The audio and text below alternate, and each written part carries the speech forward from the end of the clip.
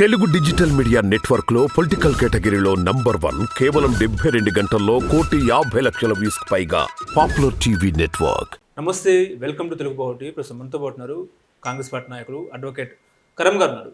Sir నమస్కారం అండి. Sir, Congress పార్టీలో ఏం జరుగుతుంది? రుణమాఫీ చేస్తామని చెప్తున్నారు, కానీ సాధ్యపడుతుందా?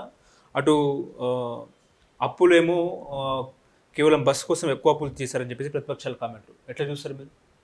ఇప్పుడు కాంగ్రెస్ పార్టీ ఏదైతే అధికారంలోకి వచ్చే కంటే ముందు 6 గ్యారెంటీలు ప్రామిస్ చేసింది. 6 గ్యారెంటీల్లో మీరు చూసినట్టయితే అధికారంలో డిసెంబర్ 7 నాడు రేవంత్ రెడ్డి గారు ప్రమాణ స్వీకారం చేసినారు. చేసిన తర్వాత డిసెంబర్ 9 నాడు ఏదైతుందో ఉచిత రవాణా మహిళలకి అది ప్రవేశపెట్టినారు. దాని తర్వాత ఏదైతే ఆరోగ్య బీమా ఉందో 5 లక్షల నుంచి 10 లక్షలకు పొడిగించినారు. అంతేకాకుండా ఏదైతుందో మీరు సిలిండర్ ఏదైతుందో 500 రూపాయలకి, అంతేకాకుండా ఏది 200 యూనిట్లు జీరో బిల్, ఇవన్నీ ఏదైతే ప్రవేశపెట్టింది కాంగ్రెస్ పార్టీ. ఏదైతే రుణమాఫీ వచ్చేసరికి ఏదైతే మనం ఆలోచించాల్సిన విషయం ఏంటి అంటే, ఈ బీఆర్ఎస్ ప్రభుత్వం ఏదైతే ఉందో అది దాదాపు 7 లక్షల కోట్ల అప్పు చేసి వెళ్ళింది. కాబట్టి కొంచెం ఆలస్యమైన విషయం వాస్తవమే. కానీ ముఖ్యమంత్రి గారు పదే పదే ఈ ప్రచారంలో భాగంగా ఎక్కడికి వెళ్ళినా కానీ ఆగస్టు 15 లోపల్లో ఎట్టి పరిస్థితుల్లో ఏకకాలంలో రుణమాఫీ చేస్తా అని చెప్పడం జరిగింది. వాస్తవం ఏంటి అంటే, ఖజానాలో డబ్బులు లేవు. ఇంతకుముందున్న ఏదైతే మన బీఆర్ఎస్ ప్రభుత్వం ఏదైతే ఉందో అప్పులు చేసింది.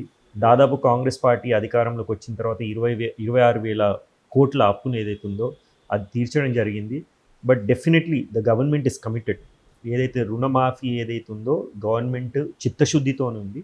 ఎట్టి పరిస్థితుల్లో రుణమాఫీ ఏదైతే ఉందో ఆగస్టు 15 లోపల చేస్తుంది. దాంతోపాటు మీరు రైతు భరోసా కింద ఏదైతే 7,500 ఉన్నాయో చాలా మందికి వచ్చినాయి కూడా డబ్బులు.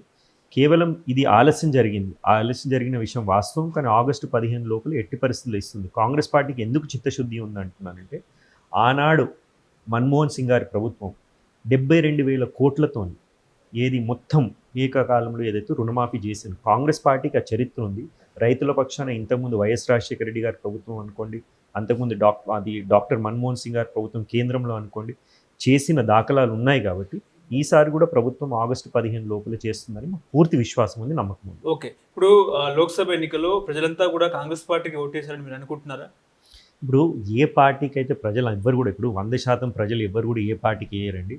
కాకపోతే కాంగ్రెస్ పార్టీకి అత్యధిక సీట్లు వస్తాయని చెప్పేసి మాకు ధీమా ఉంది. ఎందుకు ఆ ధీమా ఉంది అంటే, కాంగ్రెస్ పార్టీ చేపట్టిన కార్యక్రమాలు అనుకోండి, 100 రోజుల లోపలనే ఏదైతే మహిళలకి ఉచిత రవాణా అనుకోండి, విద్యుత్ 200 యూనిట్స్ అనుకోండి, సిలిండర్ అనుకోండి, దాని తర్వాత ఆరోగ్యశ్రీ అనుకోండి, దాని తర్వాత మీకు రైతు భరోసా అనుకోండి, రుణమాఫీ కూడా ఇస్తామని చెప్పడము, ఏదైతే పబ్లిక్ ఏదైతే ప్రజలకి ఏదైతే వాగ్దానాలు చేసినారో వాగ్దానాలు దాదాపు 50 నుంచి 60% వాళ్ళకి ఏదైతే బెనిఫిట్స్ రావడము. అంతేకాకుండా ఇది సపోజ్ మనం కాంగ్రెస్ పార్టీ రాష్ట్రంలో ఉంది కాబట్టి, కేంద్రంలో కూడా కాంగ్రెస్ పార్టీ ఉంటే రాష్ట్రంలో ప్రజలకి లాభం జరుగుతుందన్న భావన వాళ్ళకు ఉంది. కాబట్టి తప్పకుండా కాంగ్రెస్కి అత్యధిక సీట్లు వస్తున్నాయని చెప్పేసి మాకు విశ్వాసం, నమ్మకం.